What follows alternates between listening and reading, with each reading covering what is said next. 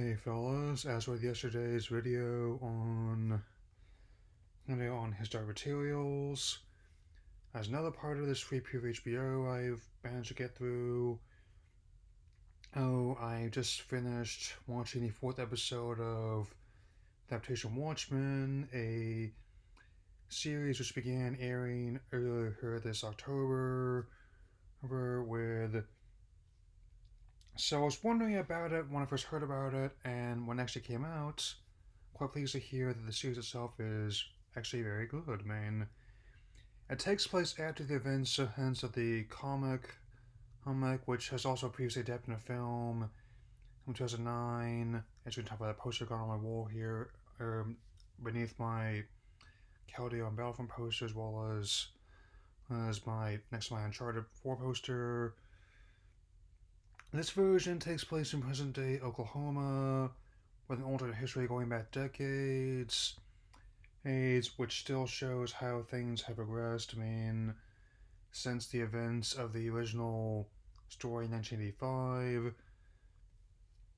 And I still think that it would have been difficult to work in the giant, basically kaiju, but I guess they found kind of a way. I'm gonna try and keep this relatively spoiler free as much as I can, but I will say this: that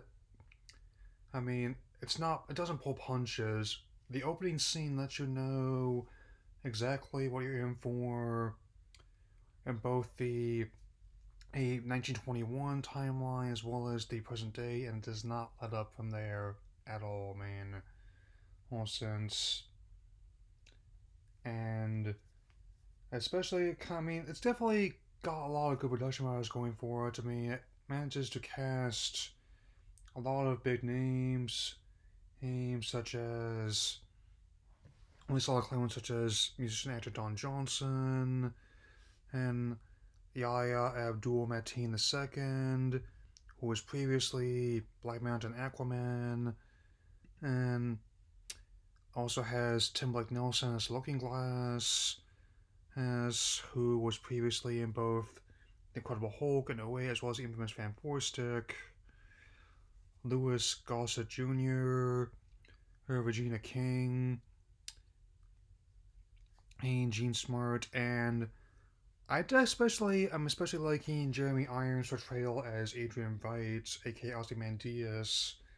Yes, he has a way of making any role he plays believable, no matter how absurd it might seem on the surface, and that's to me the idea that really manages to make the story work. How it manages to somehow deconstruct the idea of costume vigilantes and make them actually surprisingly believable. I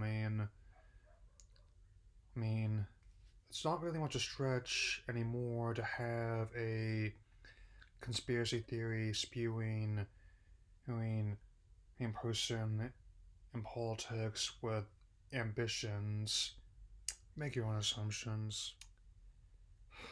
The production really commits to how this premise will play out. It's kind of like an Elseworlds of sorts. Other material apart from the main comic have dealt with this different ways, such as some of the other cuts of the film, like the directors and ultimate cuts, the Doomsday Clock event, as well as the In This Night video game, which was not great, but uh, I still thought it was an interesting idea to see what things were like before the Kinect went into effect, and the story, and I'm very much interested to see where this will go. I could definitely call Lindelof many things a storyteller, but uncreative certainly isn't one of them.